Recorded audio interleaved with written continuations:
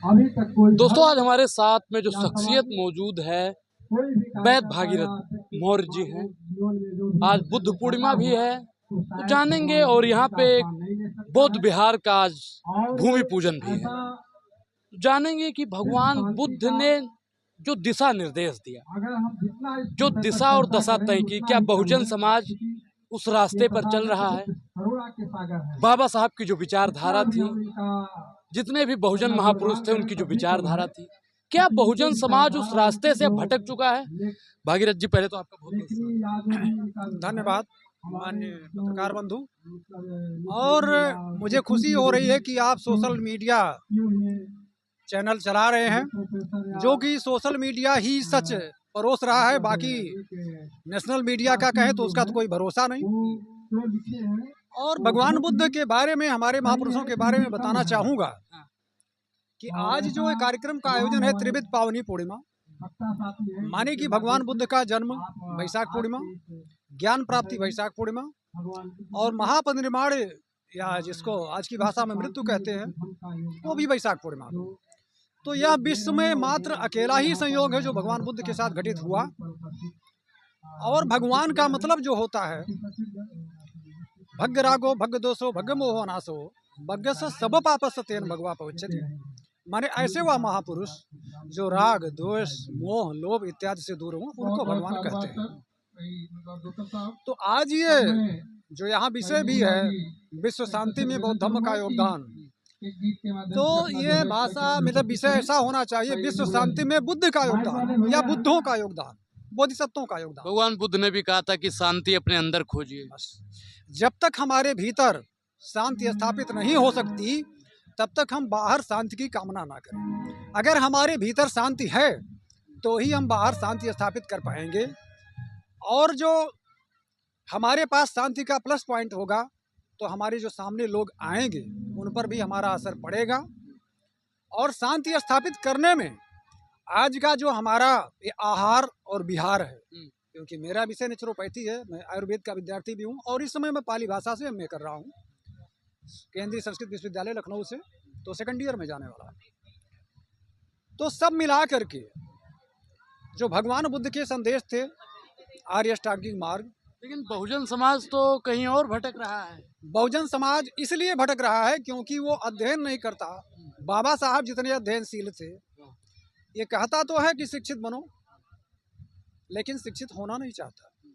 क्योंकि शिक्षित होना, प्रमाद से काम नहीं चलेगा, प्रमाद छोड़ना पड़ेगा, माने आलस्य छोड़ना पड़ेगा। और भगवान बुद्ध का विनय, माने जैसे अष्टांगिक मार्ग है, 4 आर्य सत्य हैं, तो उनको समाज पढ़ता तो है, तमाम लोग अंगीकार भी करते हैं, लेकिन जो खास करके अभिधम्म है, दर्शन का विषय है, समाज उसको नहीं समझ पाता। अब जैसे आज लोग हिंदू और वैदिक या हिंदू और ब्राह्मण की या और बौद्ध की बात करते हैं, इसमें भगवान बुद्ध के नियम में कहीं भी बिखराव नहीं है, कहीं भी बंटवारा नहीं है। क्योंकि मैं ना तो हिंदू हूँ ना कोई और धर्मानुयायी हूँ, मैं प्रथमतः और अंततः भारतीय हूँ और बुद्ध की शिक्षा में विश्वास कर रखता हूँ। कागज पर तो एक मैंने वीडियो किया था, उसमें किसी भाई ने कहा कि मैं हिंदू नहीं हूँ, मैं अछूत हूँ, तो उसमें बहुत लोगों ने कमेंट किया कि रह गई बात, भगवान बुद्ध के समय ना तो हिंदू थे ना बौद्ध थे, इसका नाम था सनातन परंपरा। आज हमारे सुप्रीम कोर्ट ने भी कहा है कि हिंदू कोई नियम, ये धर्म नहीं है, एक नियम है जिसमें जीने जी की शैली है। तो हिंदू और बौद्ध के पहले इसका मूल नाम क्या था, हम उस पर चलते हैं, सनातन में। अब सनातन क्या? बहुजन समाज सनातनी है, पक्का है, लेकिन वो जानता नहीं, शब्द से भटक चुका है। सनातन कहाँ है? सनातन को पाली भाषा में नहीं बेरेन बेरानी सम्मति कुदाचनन अबेरेन च सम्मति ऐसे धम्मो सनातन। बैर से बैर कभी शांत नहीं होता, अबैर अर्थात मित्रता से ही बैर शांत होता है, इसको सनातन कहा है भगवान बुद्ध ने। और यही बातें संस्कृत भाषा में भी कही गई हैं। अकृत्यम नैव कर्तव्यम प्राण त्यागे प्रशंसते न च कृत्यम परित्यजेत एष धर्म सनातना, ये पंचतंत्र में है। माने जो अकरणीय कार्य हैं, वर्जित कार्य हैं, निंदित कार्य हैं, उसको नहीं करना चाहिए, भले ही प्राण क्यों न चला जाए।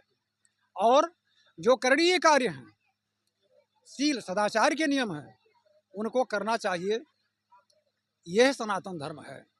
महात्मा बुद्ध ने कहा था कि नशा से दूर रहो, बहुजन समाज नशा की ओर जा रहा है, इस पर आप क्या? बहुजन समाज नशा की ओर जा रहा है।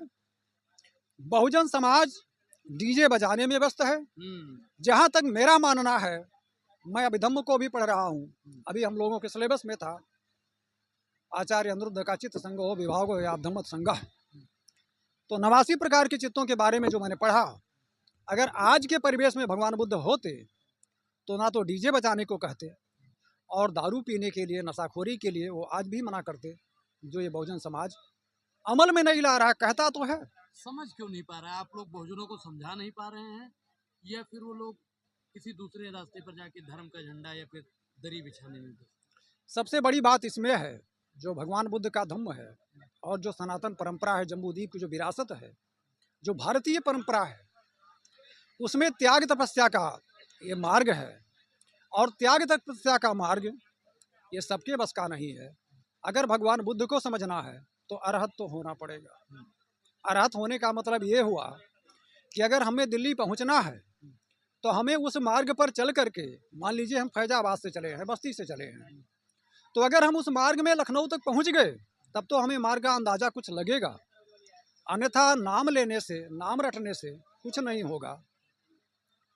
जो बातें हमारे तमाम महापुरुषों ने कही है, कबीर साहब ने कहा है, तमाम संतों ने, गुरुओं ने कहा है, और वैदिक व्यवस्था अगर जिसको आज कह रहे हैं, हालांकि ये भी सनातन में है, थोड़ा सा बिगड़ा हुआ रूप हो सकता है, लोगों का अपना नजरिया है देखने का।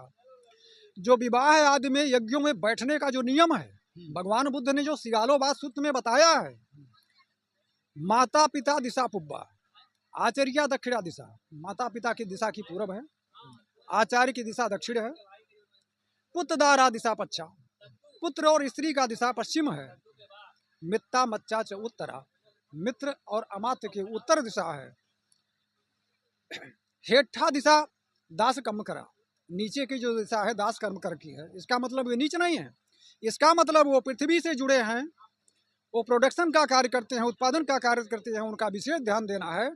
और उद्धंग समड़ रामड़ा, जो ऊपर की दिशा है। एक सवाल और करना चाहूंगा, जो आज बुद्ध को मानने वाले लोग हैं, उनको सिंपल भाषा में क्या करना चाहिए और क्या नहीं करना चाहिए? सिंपल भाषा में उनको आडंबर से, बनावटीपन से दूर रह करके, आज के तमाम जो आहार विहार का दूषण हो चुका है, जो तमाम ध्वनि प्रदूषण है, वायु प्रदूषण, इनसे विरत रह करके शील, सदाचार, प्रेम, करुणा और बंधुत्व के मार्ग पर चलना चाहिए। यही सही बुद्ध की शिक्षा है, यही बाबा साहब की शिक्षा है।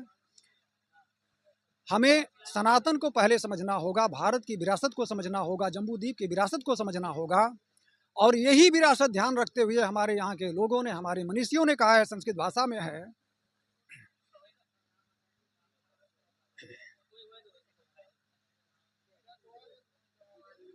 ये अयम निजा परो येति गणना लघुचेताम उदार चरिता नाम तू वसुधैव कुटुम्बकम। ये हमारा है, ये उनका है, ये छोटे लोगों की गणना है। उदार चरित्र वालों के लिए तो पूरी पृथ्वी अपना बंधु है, परिवार है। और एतद देश प्रसूत से सका साध अग्र जन्मनः सोम सम चरित्रम शिक्षेरन पृथ्वी ओम सरमानवाः। आपने कहा वसुदेव कुटुंबकम की आपने जब बात की, तो आज भी जो बहुजन समाज के लोग हैं, कहीं ना कहीं उनको मूंछ रखने पर मारा जाता है, घोड़ी पर चढ़ने पर मारा जाता है। जो सब एक हैं, तो उनके साथ भेदभाव क्यों? भेदभाव ये कुछ अतिवादी लोग हैं, क्योंकि भगवान बुद्ध का मार्ग तो मध्यम मार्ग है, ना तो ज़्यादा काय सुख और न ज़्यादा काय क्लेश। तो ये अतिवादी लोग हैं जो अपने स्वार्थ को नहीं छोड़ना चाहते भगवान बुद्ध के मार्ग को, क्योंकि वो लोभ में फंसे हैं, मोह में फंसे हैं, वो इसको नहीं समझ पाएंगे। असली शोषण किसका हुआ? असली शोषण बहुजन समाज का हो रहा है। बहुजन समाज का मतलब कोई बहुजन पार्टी नहीं है, इसमें बहुसंख्यक लोग हैं, हाँ, है ना, कुछ मुट्ठी भर लोग हैं जो शोषण इनका कर रहे हैं। और इसमें बहुजन समाज के लोगों को ही जागना पड़ेगा। बहुजन समाज से मेरा मतलब किसी जाति, धर्म, भाषा से नहीं है, बहुसंख्यक दुनिया के उन लोगों से है। आज ये शोषण पूरी दुनिया में हो रहा है, कोई भारत देश में अकेले नहीं हो रहा है। तो ये क्यों हो रहा है? क्योंकि हम सत्य के मार्ग से भटक चुके हैं, और जिसका शोषण होगा इसका प्रतिकार भी उसी को करना होगा। जैसे अगर आज बीमारी से, भगवान बुद्ध का जो मार्ग है दुख मुक्ति का मार्ग है, तो हम बीमारी से अगर ग्रस्त हैं तो हम सुखी कैसे हैं और दुख से मुक्त कैसे होंगे?